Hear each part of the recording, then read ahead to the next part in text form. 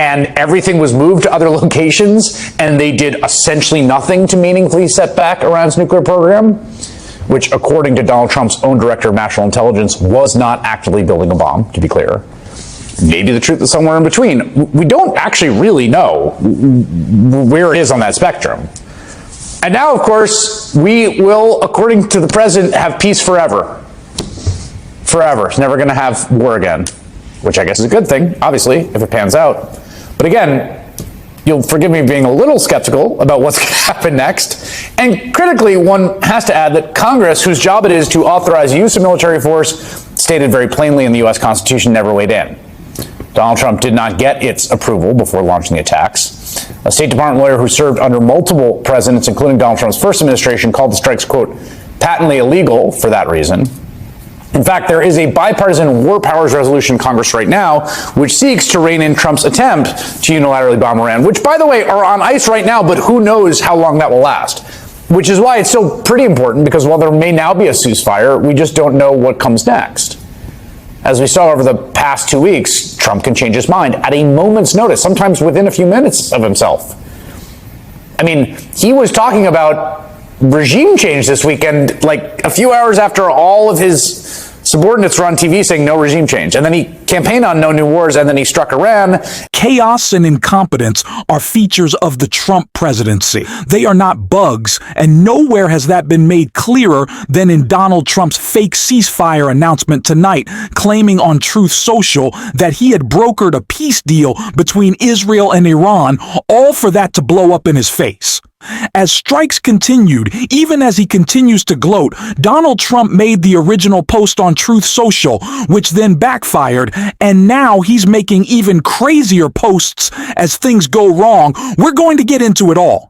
But before we do, I want to start with an update from Congressman Jason Crow, who serves on the House Intelligence Committee, and broke down all the reasons we need to be skeptical of Donald Trump's announcement before we get into his latest insane post. I want to get perspective now from a lawmaker, the other side of the aisle, Democratic Congressman Jason Crow, who's a member of the House Intelligence Committee, and will also be getting a classified briefing tomorrow. Congressman, first of all, what do you make of President Trump's announcement of a ceasefire between Israel and Iran? Well, Anderson, we don't know what's true and what's not at this point. I already have received classified information. I'm a member of the House Intelligence Committee, and we were in briefings today. We don't know what's fact from fiction at this point. There are still reports of bombings and strikes in Tehran. We don't know the origin of that, so we have to see how this plays out. But I agree that it would be great to have a ceasefire, but that literally would just set us back a couple of weeks to where we were a couple of weeks ago. What success ultimately looks like here is a permanent and verifiable agreement that Iran would not get nuclear weapons. That did not come out of these strikes. That actually would have been part of the deal that Donald Trump tore up in 2018. You said that this would just set us back to where we were a few weeks ago.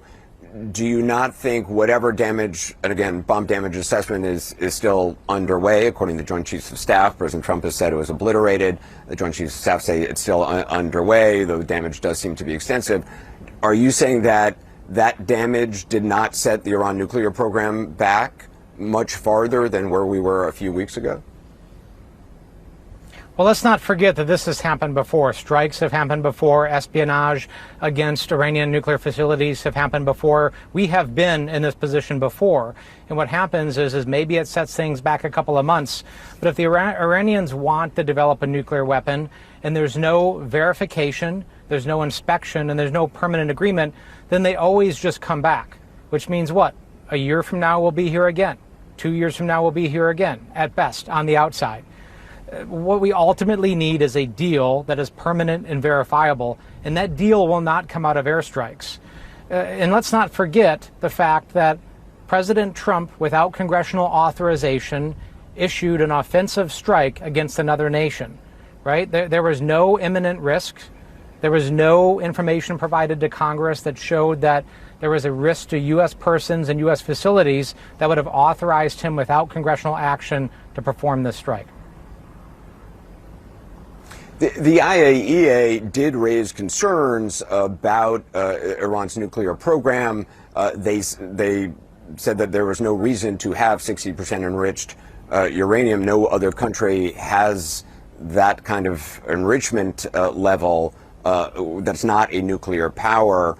Were you concerned by what the report that the IAEA put out? They were not calling for strikes or anything like that.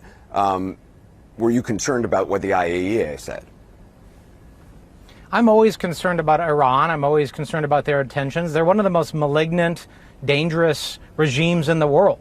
Right? They've killed American troops. I served in Iraq as a paratrooper, and it was Iranian militias, Iranian support that actually ended up killing American troops. They're one of the largest state sponsors of terror. They support terror groups and proxy groups around the world. So yes, they shouldn't be trusted. And yes, I believe in being tough on Iran. But what I also know as somebody that spent 3 combat tours in Iraq and Afghanistan, I know the inherent limitations of military power. I know you can't bomb your way out of this. And I also know without public debate and transparency and accountability and without Congress being involved, you can go for 20 years with a seemingly endless war, spend $3 trillion and have it end poorly. I have been there and done that too. That is not where we want to be again.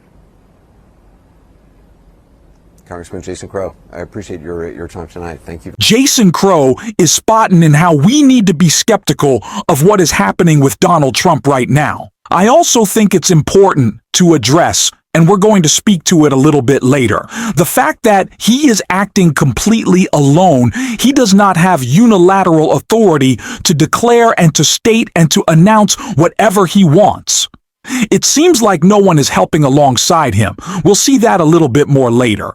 But as this war, as these strikes continued between Israel and Iran after Donald Trump announced a ceasefire that wasn't confirmed by either state, Trump put out another post which ran counter to all reporting we're seeing. But first, let's take a look at what he said. Trump wrote, "Israel and Iran came to me almost simultaneously and said, 'Peace.' I knew the time was now the world and the Middle East are the real winners.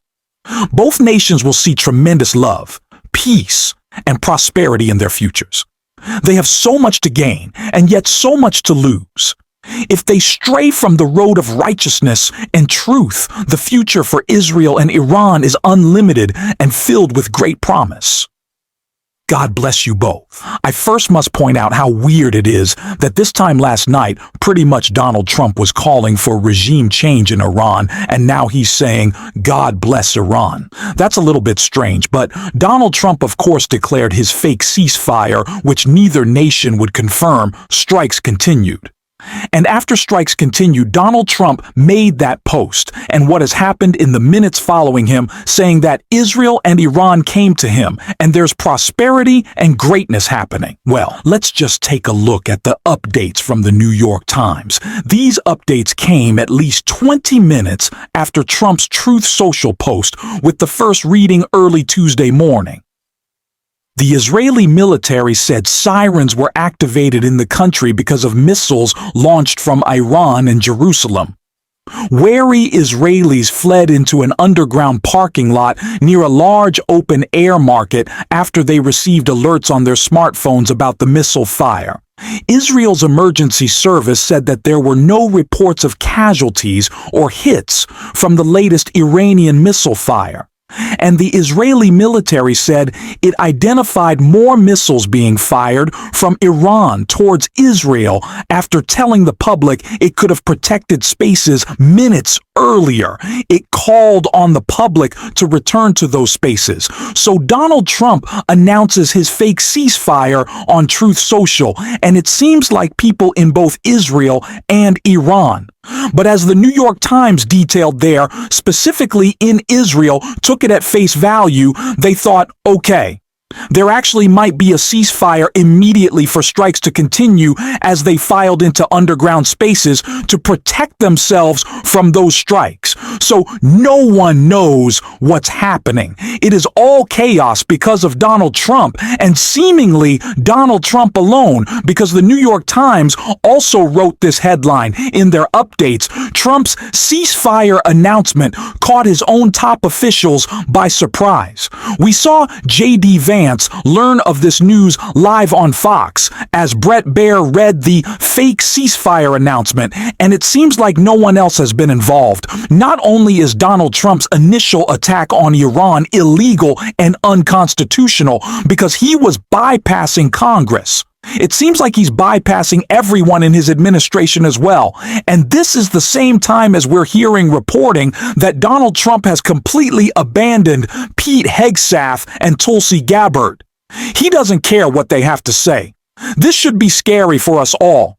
Our president has a pudding brain, and he's making decisions on his own when to start and stop wars that we don't actually know if he started or stopped is the reason that Republican Thomas Massie and, of course, Democratic Congressman Ro Khanna are speaking out so loudly against this, and I want to hear from them both right here. You'll forgive me being a little skeptical about what's going to happen next. And critically, one has to add that Congress, whose job it is to authorize use of military force, stated very plainly in the U.S. Constitution, never weighed in. Donald Trump did not get its approval before launching the attacks. A State Department lawyer who served under multiple presidents, including Donald Trump's first administration, called the strikes, quote, patently illegal for that reason. In fact, there is a bipartisan war powers resolution in Congress right now which seeks to rein in Trump's attempt to unilaterally bomb Iran, which, by the way, are on ice right now, but who knows how long that will last. Which is why it's still pretty important, because while there may now be a ceasefire, we just don't know what comes next. As we saw over the past 2 weeks, Trump can change his mind at a moment's notice, sometimes within a few minutes of himself. I mean, he was talking about regime change this weekend, like a few hours after all of his subordinates were on TV saying no regime change. And then he campaigned on no new wars, and then he struck Iran. And then as soon as he struck them, he says, now is the time for peace, but maybe it's a time for war, and then it's a time for peace. So it does seem like now might be a good time for some congressional oversight. According to a tally by Zatio, 52 House members have signed on in that chamber, 51 Democrats, and exactly one single solitary Republican, Thomas Massie, Kentucky, who introduced a resolution alongside Democrat Ro Khanna of California. And Congressman Thomas Massie and Ro Khanna join me now. Congressman, it's good to have you on. Thank you very much. Thank you. Thank you. Congressman Massie, let me start with you. I saw comments you just made a moment ago about the sort of substance of the resolution perhaps being mooted by a ceasefire if there's no active hostilities. So I just want to that seems possible if nothing happens, but I want to put that to the side for a second. And then just ask about, I saw that quote we played in the intro about sort of representing this anti-war part of the coalition, the part of the coalition that did not want new foreign entanglements, did not want American bombs falling on new countries. And given that you're the only co-sponsor of this resolution, do you feel like maybe you misread the coalition? Maybe that wasn't what people wanted, and things are different than you had sort of perceived? Well, you know, I think the coalition still includes Tulsi Gabbard and J.D. Vance and Bobby Kennedy, but of course they can't speak out. And a lot of my colleagues, Republican colleagues here in Congress, they're afraid of AIPAC, who is playing in a lot of races recently. That's the Israeli lobby here in Congress. And they're also afraid of crossing our own president. So I found it frustratingly hard to gain co-sponsors for what should be constitutionally obvious, which is the president can't engage in acts of war without authorization from Congress. I mean, even George Bush got authorization for the first Iraq war, and then the second George Bush got authorization for the second Iraq war. This shouldn't be a hard concept to grasp, but apparently it is. And my hat's off to Ro Khanna, who's been consistent, regardless of who the president is, whether it's a Democrat or a Republican, for working with me across the aisle on issues like this.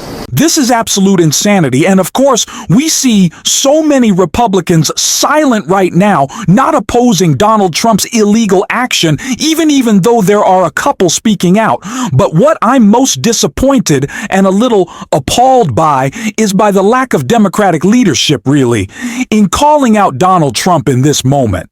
We saw Hockey Jeffrey today said he didn't even read the resolution, the War Powers resolution, from Congressman Rowana, in a moment in which Donald Trump is committing an illegal act. You don't even have time to read it, barely speaking out loudly enough about this attack. And you may say that I'm overreacting or not giving the speaker enough, the soon-to-be speaker, the minority leader, enough credit. But he's got to step up. Maybe that's a little bit elementary of an assessment here, but Donald Trump is violating the Constitution. We need every Democrat to be loud in their opposition to Donald Trump escalating war, because we don't know what he's doing. We just know he's breaking the law.